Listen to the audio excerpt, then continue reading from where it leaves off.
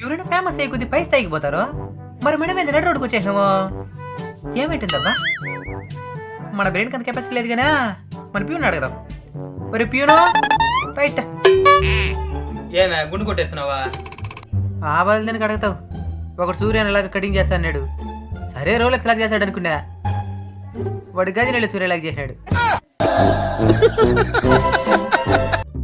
వాడు ఎందుకు ఇట్ట కట్ చేసినాడు అడుగుండేది? వాడికి ఒకే హెయిర్ స్టైల్ వచ్చంట. సరే నన్ను ఎందుకు పిలిచినావు చెప్పు ముందు. ఏ డాక్టర్ ఫేమస్ అయ్యి కొద్ది 4-5 హాస్పిటల్ కట్టేస్తాడు. మరి నా పరిస్థితి ఇది మరిగా అయిపోయింది. ఆ డాక్టర్లంతా మంచి మంచి సర్జరీ చేసి ఫేమస్ అయినారు. నువ్వు వచ్చిన పేషెంట్లంతా చంపేసి ఫేమస్ అయినావు. ఎట్టయితే ఏమి ఫేమస్ అయినా కదా.